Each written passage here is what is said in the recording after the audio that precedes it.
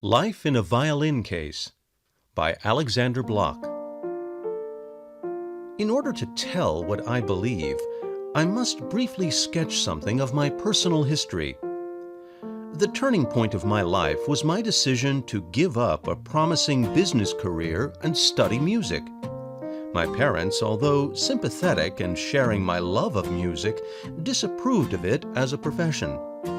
This was understandable in view of the family background. My grandfather had taught music for nearly 40 years at Spring Hill College in Mobile, and, though much beloved and respected in the community, earned barely enough to provide for his large family.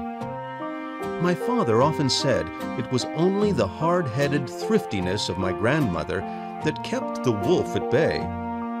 As a consequence of this example in the family, the very mention of music as a profession carried with it a picture of precarious existence with uncertain financial rewards.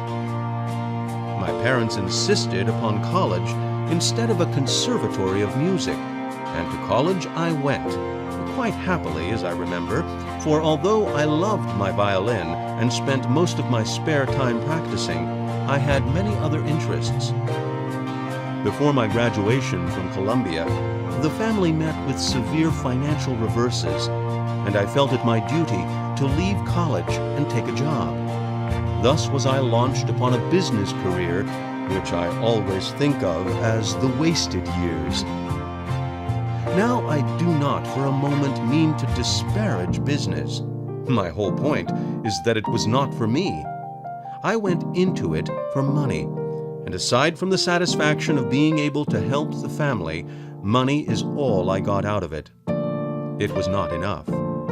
I felt that life was passing me by. From being merely discontented, I became acutely miserable. My one ambition was to save enough to quit and go to Europe to study music. I used to get up at dawn to practice before I left for downtown, distracting my poor mother by bolting a hasty breakfast at the last minute. Instead of lunching with my business associates, I would seek out some cheap cafe, order a meager meal, and scribble my harmony exercises. I continued to make money, and finally, bit by bit, accumulated enough to enable me to go abroad.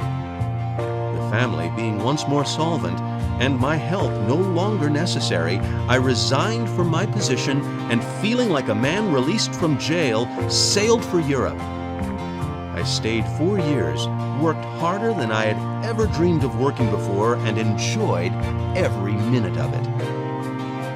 Enjoyed is too mild a word. I walked on air. I really lived. I was a free man, and I was doing what I loved to do and what I was meant to do. If I had stayed in business, I might be a comparatively wealthy man today, but I do not believe I would have made a success of living.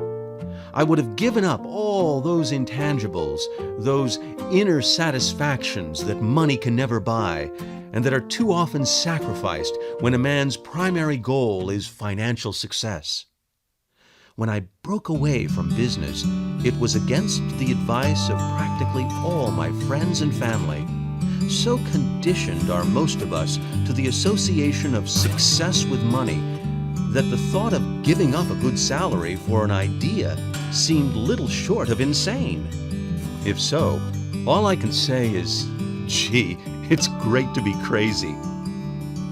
Money is a wonderful thing, but it is possible to pay too high a price for it.